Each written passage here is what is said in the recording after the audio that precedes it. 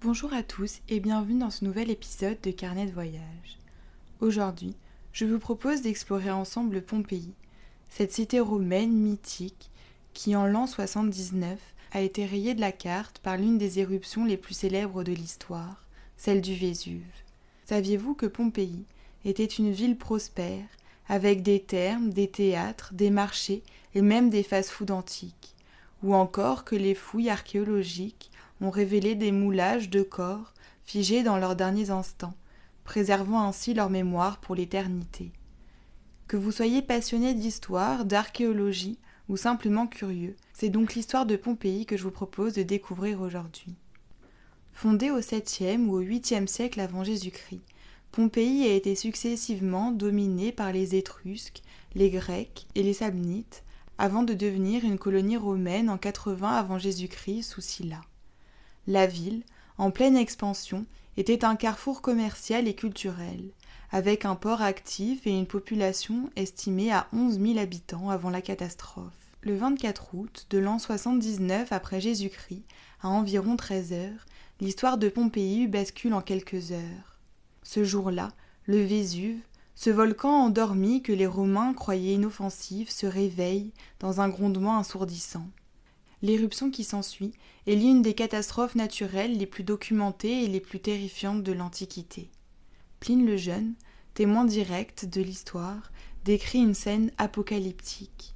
Une nuée s'est lancée dans l'air, si immense que l'on ne pouvait distinguer de quelle montagne elle sortait. Puis, la mer semblait se renverser sur elle-même, écrit-il tandis qu'une épaisse fumée avance comme un torrent, avalant tout sur son passage. En quelques heures, Pompéi, située à seulement 10 kilomètres du cratère, est plongée dans le noir. Les cendres et les pierres s'abattent en pluie, suivies par des nuées ardentes. Des vagues de gaz, de cendres et de roches à plus de 300 degrés, dévalant les pentes du volcan à près de 300 km/h. Ces nuées, plus rapides que la fuite des habitants, ensevelissent la ville sous 6 mètres de débris, figeant pour l'éternité les derniers instants de ses 11 000 habitants. Mais Pompéi n'est pas la seule victime. Les villes voisines moins connues, Herculaum, Oplontis et Stabi, subissent le même sort, réduites en cendres ou ensevelies sous des coulées de lave.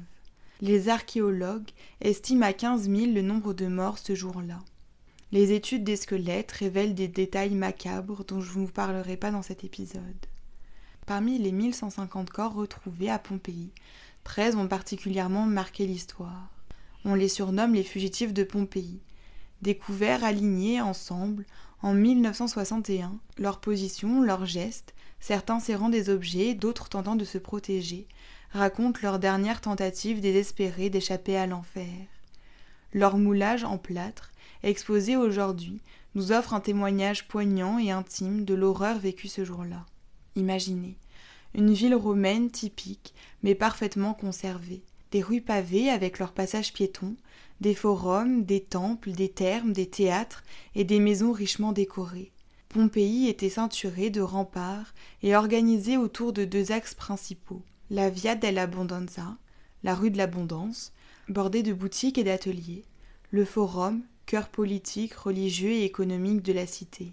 Les Domus, c'est-à-dire les maisons des riches, étaient ornées de magnifiques fresques, comme celle de la Villa des Mystères, célèbre pour ses peintures et ses mosaïques. Les Thermophilas, comptoirs de nourriture rapide ou fast-food, révèlent des fresques colorées et les traces des jarres remplis de denrées alimentaires comme des olives, des noix ou du vin. Le grand théâtre et l'amphithéâtre, pouvant accueillir jusqu'à 20 000 spectateurs, témoignent de l'importance des spectacles dans la vie pompéenne. Enfin, les thermes du forum, avec leurs mosaïques et leur système de chauffage, illustrent le savoir-faire romain en matière d'ingénierie. Comme vous pouvez vous en douter, Pompéi est entourée de nombreuses légendes et anecdotes. J'en ai sélectionné 6 qui, je l'espère, vous en apprendront un peu plus sur cette cité fascinante. Le dernier repas des Pompéens. Dans la Villa des Mystères, des archéologues ont découvert une salle à manger avec des restes de nourriture carbonisée. Du pain, des fruits, des noix et même des œufs. Un repas interrompu par l'éruption. Ces restes ont permis notamment de montrer que les habitants mangeaient souvent allongés selon la coutume romaine. Les moulages des victimes. En 1863, l'archéologue Giuseppe Fiori a eu l'idée de couler du plâtre dans les cavités laissées par les corps décomposés sous les cendres. Le résultat, des moulages poignants des Pompéens dans leurs derniers instants. Certains tentant de se protéger, d'autres serrant des objets de valeur, ou même un chien en laisse. Ces moulages sont aujourd'hui exposés dans l'antiquarium de Pompéi, c'est-à-dire le musée de la ville. Le tremblement de terre de 62, un présage ignoré. En 62 après Jésus-Christ, un violent séisme avait déjà secoué Pompéi, causant d'énormes dégâts.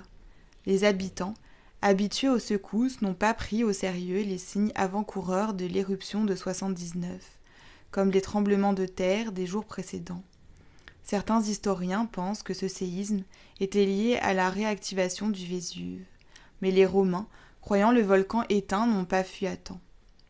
La légende du boulanger et de son pain.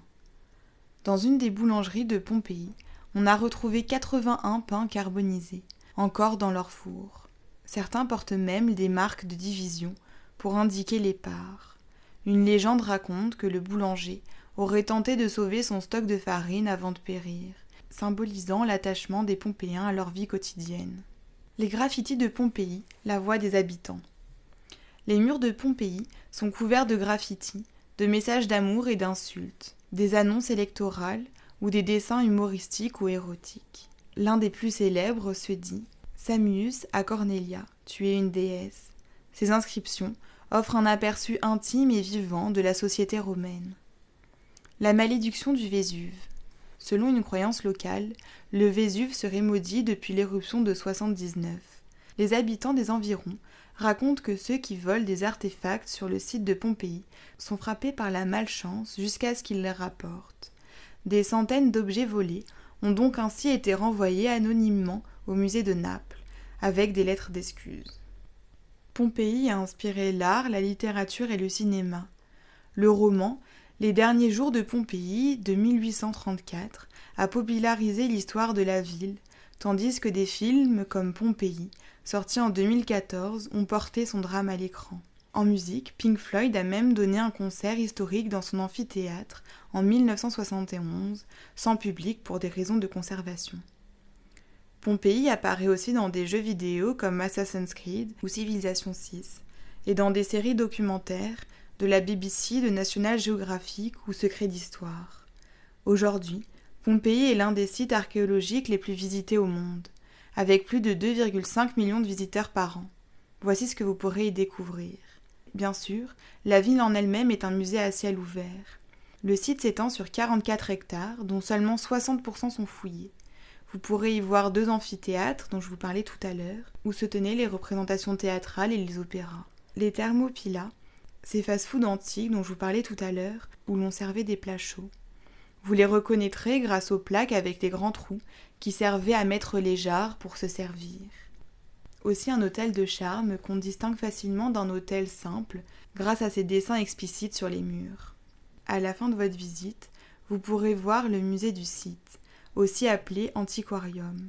Il abrite des objets du quotidien, comme de la vaisselle, des bijoux, des outils, mais aussi les moulages des victimes dont je vous parlais tout à l'heure.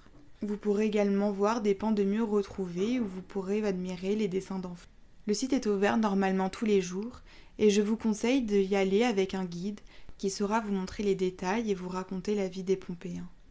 Pompéi accueille parfois des expositions temporaires, comme celle sur ses dernières découvertes archéologiques. Le site est aussi illuminé la nuit lors d'ouvertures exceptionnelles. Pompéi n'est pas seulement un site archéologique, c'est un voyage dans le temps, une fenêtre ouverte sur la vie quotidienne, les drames et les triomphes de la Rome antique.